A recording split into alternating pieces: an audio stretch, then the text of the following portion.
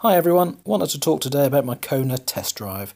I wanted to test the Kona so that it's quite close to when I tested the Ioniq, so I could understand the differences between the two and how I would decide if I would be a version of the Kona instead of the Ioniq. And to be honest, a short test drive that I did, this wasn't a full one, it was just probably about 10 miles, it satisfied those questions. The interior of the Kona is a little bit more sparse than the Ioniq. Not as much leather, this was a lower specification, but the dash layout and how spread out things are in the Ioniq just makes it feel more premium, and there's definitely not as many hard plastics used in the Ioniq. So bigger car, more premium, the Kona should be a cheaper product. So it'll be interesting to see how they release the EV and whether prices are lower or not.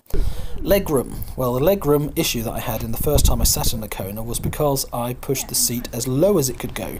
So it didn't really matter how far back it went for my 5'10" height, but if I put it on the lowest settings, then in the back I didn't have enough legroom.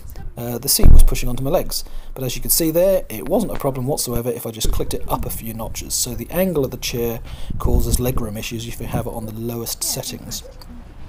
The pictures here are showing the comparison of the petrol Ioniq to the EV, and the big thing to point out is the centre console and the lack of a handbrake.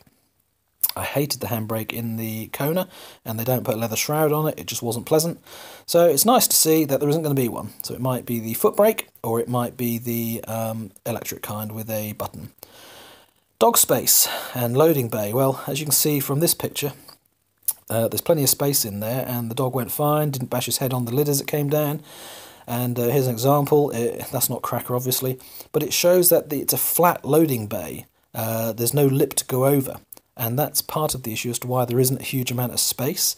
That they've filled the space underneath this lid that creates a flat boot space with a little cubbyhole storage area.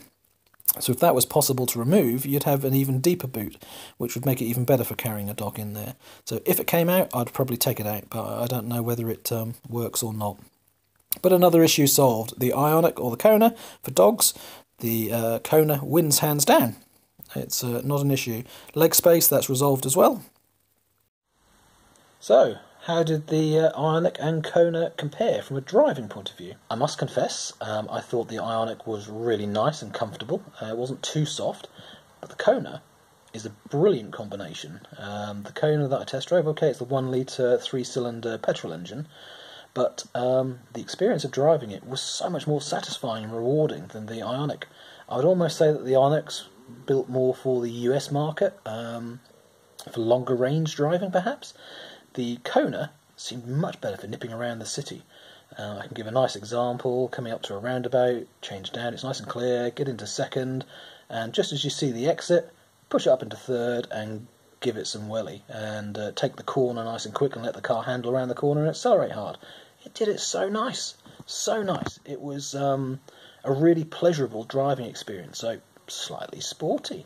But definitely more feel to the steering. It was much more connected, much more precise. Still light. All the gear changes were extremely light. Even the petrol engine was extremely quiet. Didn't really get noisy until you really revved it hard, but that's characteristic of those 3 cylinders. I really didn't notice the engine noise at all until that time when I was revving it quite hard. But very enjoyable drive. Seating position, very comfortable, and although it is a smaller cabin than the Ioniq, I would say I probably preferred it. It just had a better feel to it overall. The Ioniq probably a little bit more lazy, and like I said, more suited for long journeys, touring, and the boot was so much better on the Kona. Although it's a bigger boot in the Ioniq, it's just not as practical because of the low angle of the hatch that goes down on it. And the Kona was just more normal. It wasn't as different. So if that's a fair example of the differences between an Ioniq and a Kona, then I'm very, very pleased. And I think at the moment I would order a Kona electric, not an Ioniq, in that the driving experience was just more engaging, it was more pleasurable. So seating issue was one I thought was going to be a problem when I first sat in it. It was just too small in the back. But lo and behold, that's my silliness for having the seat too low, not too far back. So there is plenty of space in the back. I'm 5'10", and there really was a lot. So in premium form, when they bring out the EV and they add the luxury and the leather and all the gadgets, it's going to be a really nice car to drive. It's going to be a bit heavier, so it's going to be more solid. They'll probably have to update the suspension. But I can imagine it being a very nice, nippy car. So, you know, the performance at 300 pound-feet of torque, I think is what it gets, almost.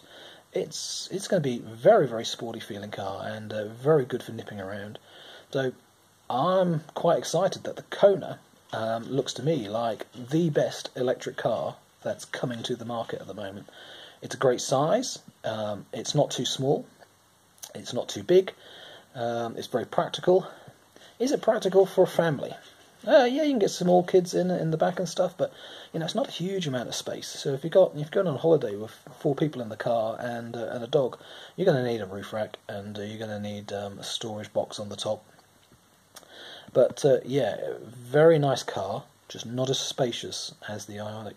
So that does leave, you know, that question I was saying, how are they going to pitch them side by side? And I wonder what they're going to do, you know, because everything that I find and everything that I touch and feel with the Kona feels a lesser car, so it should cost less. If the Ioniq in the UK is priced at, I'll try and guesstimate these correctly, 29,000 and 31,000 before the UK grant, for the Premium and Premium SE models, then the Kona, I would have thought the 40 kilowatt would need to be 27,000. But 30,000, so you're then comparing the entry level with the 40 kilowatt battery to the Premium SE Ioniq, it's going to feel very odd pitching them at similar costs, because yes, you're going to be able to compare and say, do I want the more touring car, which is the Ioniq, but it's actually got a smaller battery, so it's not suitable for touring. Or do I want the more city-based car, which is the crossover SUV? I'm not sure how that's going to work. I get with the 64 kilowatt hour battery that they should be able to get away with pricing it quite well, so that hopefully they make a profit from it. But it's how far out can they push it before it becomes too much for what it is.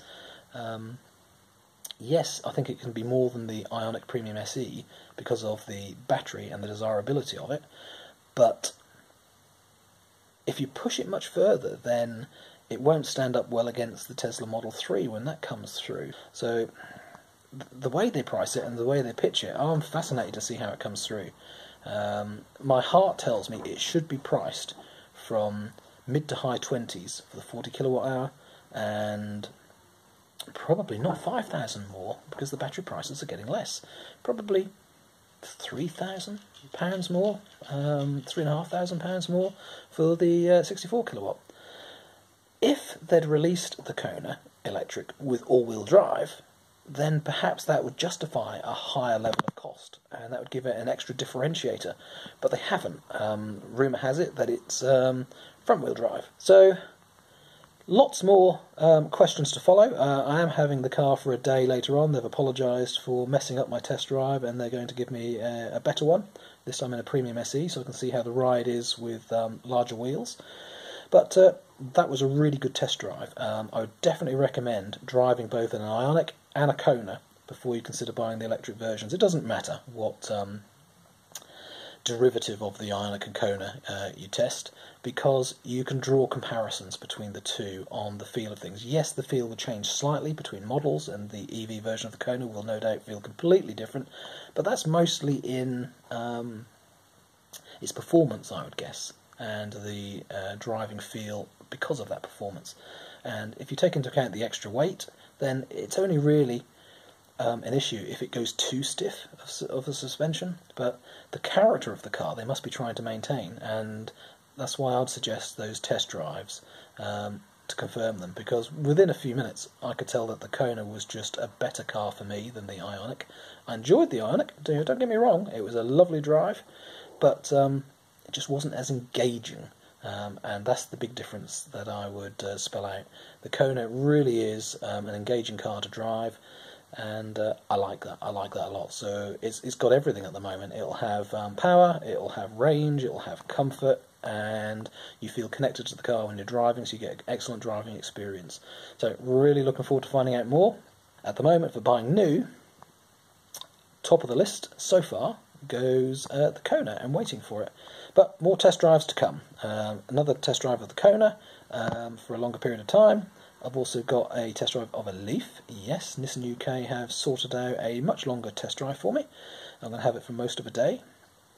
They assure me that it's more standard practice in the UK to have short test drives, and you're quite lucky if you get longer ones. So it looks like kicking up a little bit of a fuss has helped me get a decent test drive, so at least I'll know for sure how it really is. And it's a perfect timing, I suppose, to have tested the LEAF, because I think that's about a week's time I get the LEAF, because by then I should have tested the BMW i3. I'll have already been in the Kona and already been in the Ioniq. So it's all coming together now that the driving experiences are making much more sense and answering the questions. So, thanks for watching, thanks for bearing with me.